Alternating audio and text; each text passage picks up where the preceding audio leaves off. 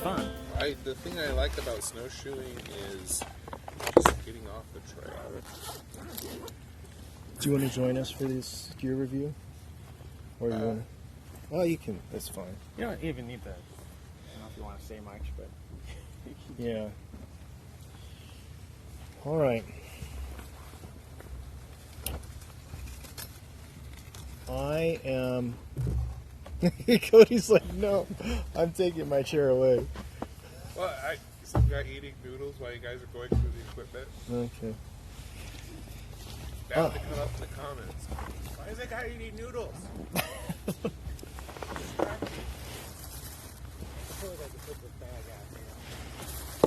Just cover the.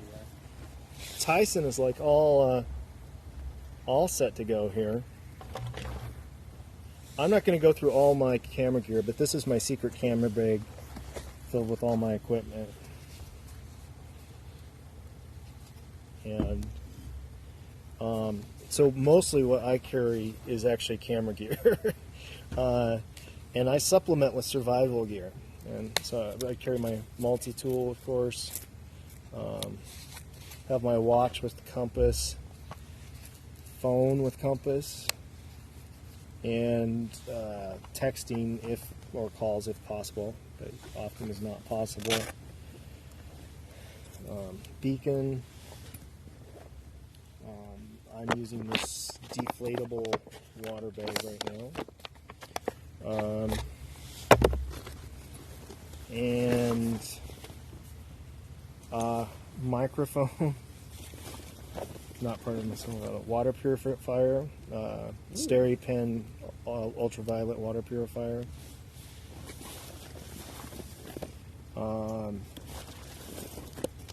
Headlamp. Food and survival blanket.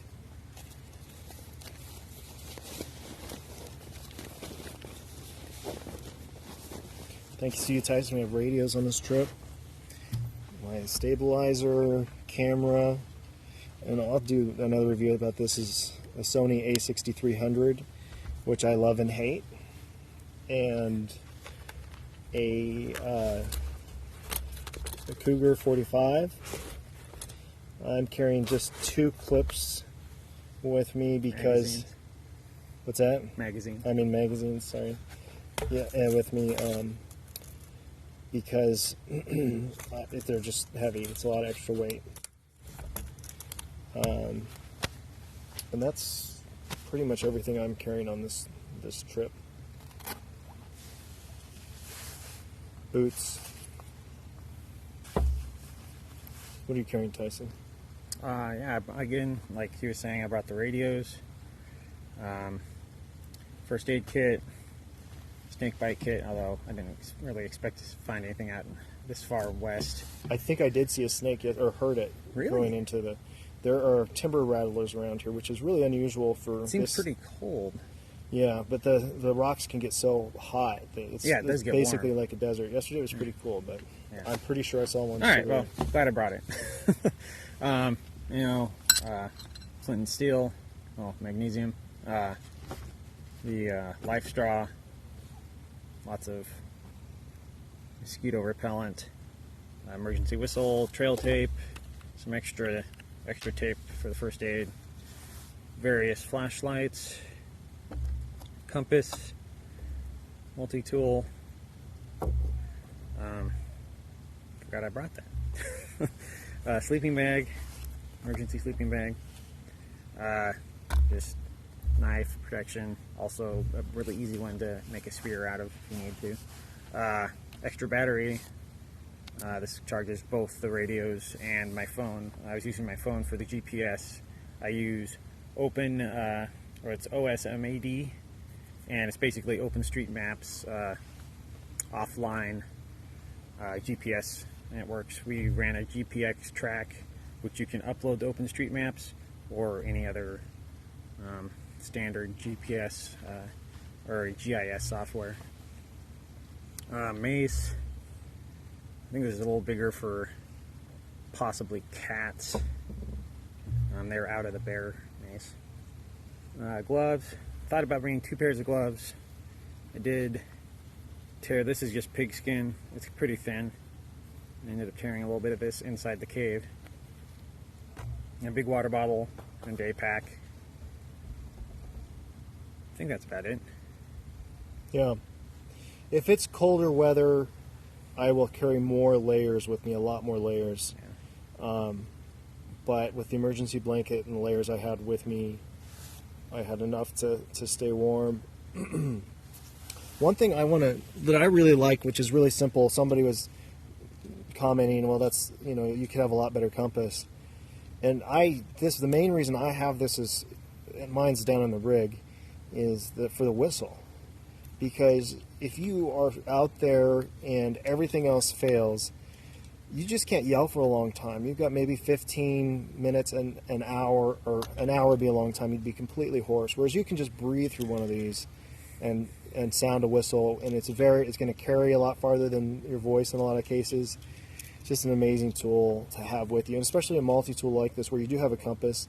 And as far as a compass, I am not trying to track down points. If I'm using my compass for survival, I just need to have a general heading that I know I'm going in a certain direction.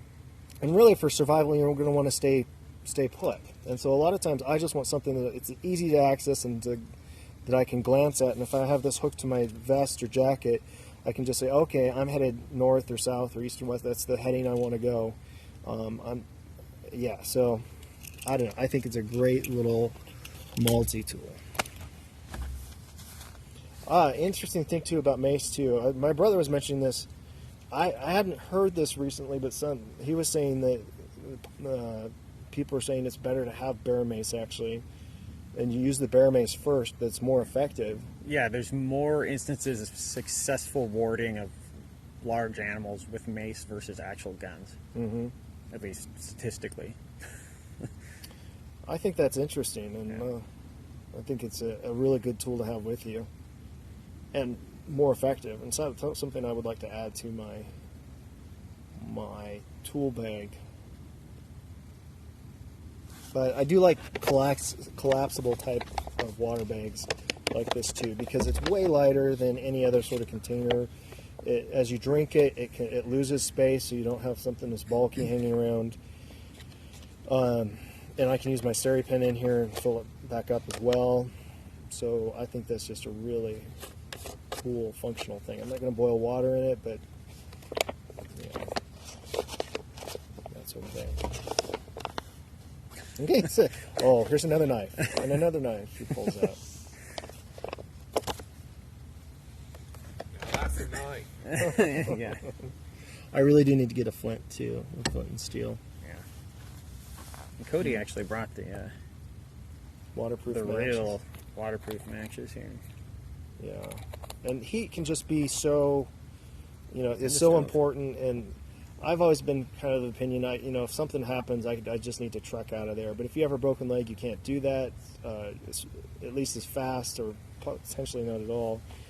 But also, if you run out of food for some reason, your body can't, even if you're keeping in motion, it won't have the combination, you won't have the energy to keep going, to keep your body temperature up.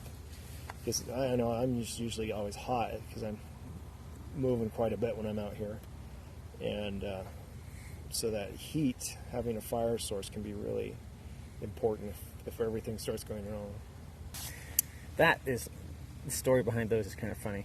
Yeah, you can see it on the blade. I think it says, it's a wedding gift. And that's the kind of wedding I'd want to go to. Yeah, well, he gave them to the groomsmen before the wedding, and his brother promptly opens it and cuts his thumb. Oh no! He had to go in and get some. I don't think he had stitches, but he cut it really deep. I was like, Ryan, you give those to the gift like that after the wedding. But this one is. Well, that's exactly what happened. Cool, I bought. It's actually got something to get the driver away from the knife, because so many of them are like right here, and you're like, oh, that is cool. Yeah, and then you got the little nubs on the side.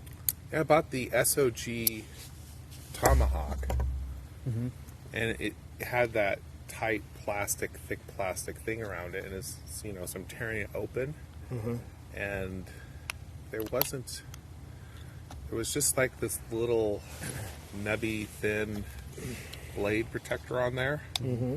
But my thumb just went, pushed that thing off, and that thing was razor sharp. Yeah, there's this one And here. I was like, why did they package it that way? Because it has a nice nylon holder that it comes with. Like, I have a hard Wow. time usually everything's too safe. trusting knives like this. Like this that feels can a be little. pushed down, that can't feels it? a little weak. Yeah. Yeah. Compared to some others. Yeah, this one takes a good Yeah, this one here, push. I trust this one a lot more, but that's because you gotta really switch See? it on the back. Yeah, the switchblade. But you can have that. That is nice. Yeah. Like, My brother has given me the majority of my knives, You've got a lot of knives. which I appreciate. My dad's given me one or two too. That's I have pretty my own. crazy. But this has become one of my favorite. And I went on a trip recently. I'll show you to take it with. But I like how everything slides out Yeah. really easy. yeah. And what else? Yeah, that's just the main thing. I guess we should have talked about the rappel. Did it work? Because it's deep. It's deep free. It's kind of like this new thing. Oh.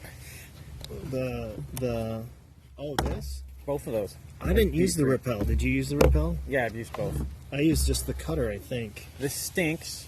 It works. This smells sweet, and it seems to work. Yeah. So Yeah, I used the cutter. This has deep free, huh? yep, that's their deep free It version. did work. Yeah. Those mosquitoes were bad. Yeah, down by that thing when I decided to go up to the road. I mean, good grief! I was just getting swarmed by mosquitoes. Like if I was going to come to you, I was about ready to pull out more and spray myself again Yeah. because they were just awful.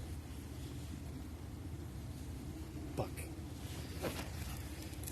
Yeah, they were getting really bad where I was. That was a really horrible space down there. Hard to see. I mean, somebody could be in there. And I wonder what that was like, because, I mean, that creek had to be flowing super strong, but yet somebody couldn't be washed down it, I wouldn't think. But Well, if it's raining the that rain hard. of the storm of the century or whatever, it could have been really flowing through there. Yeah. They Anyways, crossed it during the surge. I spent like a ton of time going through, trying to get so I could like have this more compartmentalized inside there, so it's not just thrashing around. Mm-hmm. I went all over the place, and like in the cosmetic section, they have like bags kind of like this, but they're like $6. And then in the camping area, they had one, but they were too big. I mean, they had 3 sizes, and the one size would have been great. And it was $6. I went into the school section and found these, which are supposed to go in a binder, and they were like, I think it was $2. It's like as cheap as I could find them. Oh, interesting. But it was just I wanted to be able to have things held together a little better. Yeah. That's a good idea. Yeah, I need to get I'd like a bigger camera bag, because I need everything padded, Yeah. like all my gear padded, but I need to keep it separated, especially you don't want a knife. It's in a pad here, but Yeah. some things you don't want clanking together. And The story behind this knife is funny too. What's the story? First protection run. It's numbered. I don't know if that means anything. It's a Smith & Wesson. I bought this in grade school from a kid for $30. Oh, really? Behind the school in the playground. Yeah. It's a secret knife deal. I don't know. Sounds like it. Yeah. It's a Smith & Wesson That kind of knife. reminds me. Yeah. Dad tells stories of growing up in eastern Montana, and it was just normal to bring your rifle to school. What? That's weird. And he said, back in those days, getting in fistfights was Standards. standard. I mean, even if you stayed out of trouble, you'd wrestle or get in a fist fight once a month or a couple times a month. Even if you weren't a troublemaker. Right. It was just like, different era. It was just normal to bring your rifle to school and hunt on your way in or hunt on your way out. And Where was this at? eastern Montana. So